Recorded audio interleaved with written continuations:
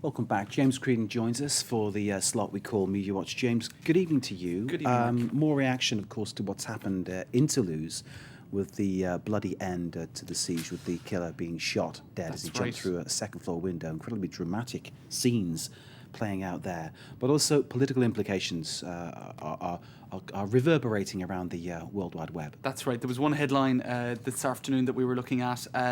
With his death, a new campaign begins. In other words, I suppose that the issues at the centre of this campaign will now have perhaps changed, and security, of course, will be more in the centre ground. Let's take a look at some of the sniping that went on online today, because where Hollande and Nicolas Sarkozy were trying to kind of keep the high moral ground, so to speak, and not get down into vicious kind of political battles, you could see that the rank and file socialists and UMP party people were sniping online. So one person, Jean-Jacques Urvois, we can see his Twitter page here, he said, this is before the end of the siege, how can this have gone on for 30 hours when it's just one individual inside an apartment?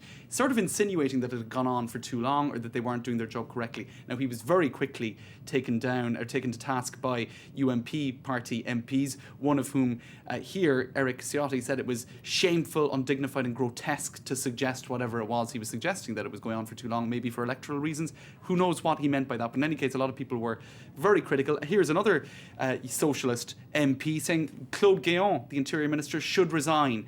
Why? Because it went on because the first death and the last death in the seven deaths that took place, there was something like 8 days between them. Why didn't they get the guys sooner? So these are the kind of criticisms that are coming out that the socialists are putting to the fore. I think one of the problems, just briefly interrupting, is that if you have one man shooting another man and then one man shooting three other men, people think, well, this is clearly something that is dodgy. Right. It was when there was a horrible strike on the school that I think people woke up. And that's the question. And why didn't they wake up earlier? That's the question. Well, that's why didn't they realise the there was major something criticism. else? And there was another piece of news that came out what's the tracking that didn't happen? You know, that kind of thing. For example, Mohammed Merah was not allowed to fly to the US, and that's since 2010. So the US authorities clearly kind of knew who they were dealing with, in the sense that he posed a threat.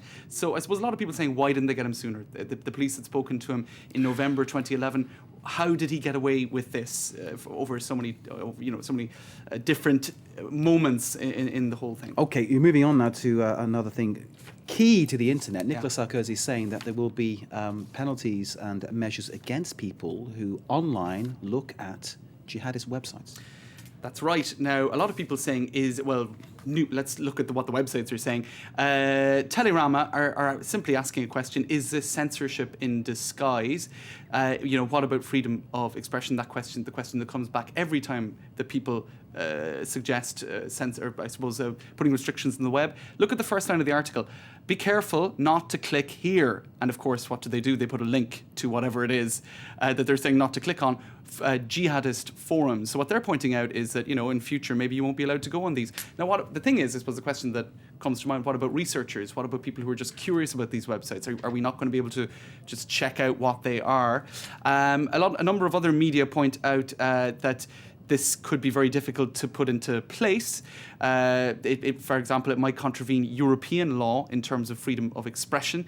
Now, what they could do is take the laws for child pornography and extend them to sort of websites that could encourage terrorism. But for now, the penal code in France doesn't allow for the kind of measure that Nicolas Sarkozy mentioned. So there you go. It needs a law change, and obviously the crux of the matter being that Mohammed Merah may have been radicalised by looking at these kind of websites. That's right. Now, what's interesting is people seem to be in favour of that kind of a measure at the moment. Le Figaro readers, more of a right-leaning paper, 75% of people say they would be in favour of punishing access to these websites. It's created a lot of division online. Look at these two tweets here.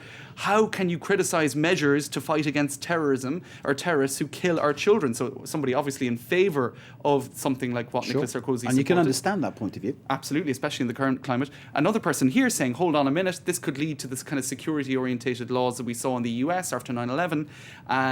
know, they could become legitimate here. So people kind of worried about And you what can it could understand bring that in. point of view too. Absolutely, It's both one of of them. these things, yeah. And that's the thing in the emotion of the moment. Both seem, I suppose, legitimate to some extent or other. Just one thing to show you, Mark, before we run out of time. This was a Facebook page set up today in tribute to Mohamed Merah. In tribute, homage. That's right. Yeah. Now, very few people liked it or joined it, I hasten to add. And most of the comments that I saw on it, even though it's hard to see this here because it's a screenshot, were criticisms of the site's very existence.